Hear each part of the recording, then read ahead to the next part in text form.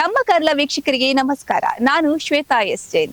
Sriramappa education trust registered ಹಾಗೆ ಶ್ರೀರಾಮಪ್ಪ ಅನುದಾನಿತ ಹಿರಿಯ ಪ್ರಾಥಮಿಕ ಶಾಲೆ ಪುಲ್ಕೇರಿ ಹಳೆ ವಿದ್ಯಾರ್ಥಿ ಸಂಘ ಕಾರ್ಕಳ ಇದರ ಸಂಯುಕ್ತ ಆಶ್ರಯದಲ್ಲೇ ಈ ಶಿಕ್ಷಣ ಸಂಸ್ಥೆಯ ಅಮೃತ ಮಹೋತ್ಸವ ಕಾರ್ಯಕ್ರಮ ಇದೇ ಬರುವ ಏಪ್ರಿಲ್ 5ನೇ ತಾರೀಕಿನಂದು ಬಹಳ ವಿಜೃಂಭಣೆಯಿಂದ ನಡೆಯಲಿಕ್ಕಿದೆ.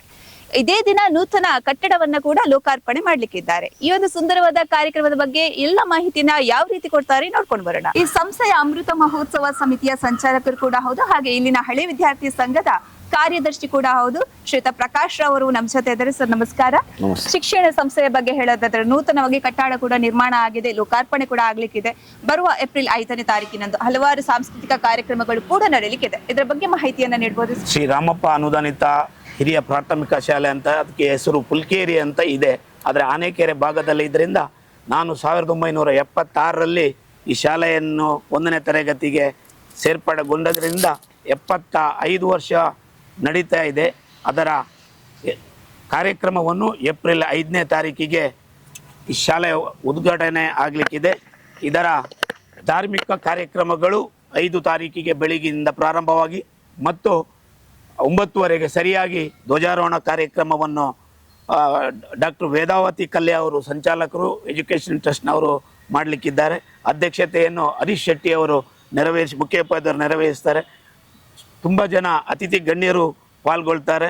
ಸಾಯಂಕಾಲ 6 ಗಂಟೆಗೆ ಸರಿಯಾಗಿ ಶಾಲಾ ವಿದ್ಯಾರ್ಥಿಗಳಿಂದ ಮತ್ತು ಹಳೆ ವಿದ್ಯಾರ್ಥಿಗಳಿಂದ ಮತ್ತು ಈ ಭಾಗದ ಸಂಘ ಸಂಸ್ಥೆಗಳಿಂದ ಸದಸ್ಯರಿಂದ ಸಾಂಸ್ಕೃತಿಕ ಕಾರ್ಯಕ್ರಮ ಜರುಗಲಿಕ್ಕಿದೆ.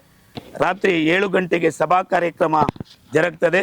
ನೂತನ ಕಟ್ಟಡದ ಲೋಕಾರ್ಪಣೆಯನ್ನು ಈ ಶಾಲೆಯ ಹಳೆ ವಿದ್ಯಾರ್ಥಿಯಾಗಿರ್ತಕ್ಕಂಥ ಕ್ಷೇತ್ರದ ಶಾಸಕರು, ರಾಜ್ಯದ ಮಾಜಿ ಸಚಿವರು ಆಗಿರ್ತಕ್ಕಂಥ ವಿ ಸುನೀಲ್ ಕುಮಾರ್ ಅವರು ಇದನ್ನು ಉದ್ಘಾಟನೆಯನ್ನು ಮಾಡ್ತಾರೆ. ಅಧ್ಯಕ್ಷತೆಯನ್ನು ಶರತ್ ಡಿ ಕಲ್ಯ, ಶ್ರೀ ರಾಮಪ್ಪ ಎಜುಕೇಷನ್ ಟ್ರಸ್ಟ್ನ ಕಲ್ಯಾರವರು ಅಧ್ಯಕ್ಷ ವಹಿಸ್ತಾರೆ.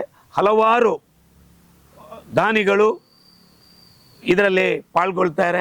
ಸುಮಾರು ನಾನು ಕಲಿಯುವ ಸಮಯದಲ್ಲಿ ಸುಮಾರು 800 ವಿದ್ಯಾರ್ಥಿಗಳು ಈ ಶಾಲೆಯ ಒಳಗೆ ಮತ್ತು ಮೈದಾನದಲ್ಲಿ ಆಡುವುದನ್ನು ನಾನು ಕಂಡಿದ್ದೆ. ಈ ಎಲ್ಲ ಕಾರ್ಯಕ್ರಮವು ಯಶಸ್ವಿ ಆಗಬೇಕಾದ್ರೆ ಬಹಳಷ್ಟು ದಾನಿಗಳ, ಹಳೆ ವಿದ್ಯಾರ್ಥಿಗಳ ಮತ್ತು ಇದಕ್ಕೆ ಸಹಕಾರ ತುಂಬ ಜನ ಮೊದಲಿಂದ ನೀಡಿದ್ದಾರೆ. ಅವರನ್ನು ನಾವು ಸ್ಮರಿಸಬೇಕಾಗ್ತದೆ. ಮತ್ತು ಈ ಸಭಾ ಕಾರ್ಯಕ್ರಮ ಆದ ಮೇಲೆ ತುಳು ಹಾಸ್ಯಮಯ ನಾಟಕ ಜರುಗಲಿಕ್ಕಿದೆ. ಮತ್ತು ಅದರ ಜೊತೆಯಲ್ಲಿ 29 ಮಾರ್ಚಿಗೆ ಎಲ್ಲ ಹಳೆ ವಿದ್ಯಾರ್ಥಿ ಮತ್ತು ವಿದ್ಯಾರ್ಥಿಗಳಿಗೆ ಆಟೋಟ ಸ್ಪರ್ಧೆ ಇದೇ ಶಾಲೆಯ ಮೈದಾನದಲ್ಲಿ ನಡೀಲಿಕ್ಕಿದೆ. ಇದಕ್ಕೆ ಎಲ್ಲರ ಸಹಕಾರವನ್ನು ಕೋರ್ತೇವೆ ಮತ್ತು ಎಲ್ಲರೂ ಆ ಯಶಸ್ವಿಗೆ ಸಹಕಾರ ನೀಡುವಂತೆ ಮನವಿಯನ್ನು ಮಾಡ್ತೇನೆ.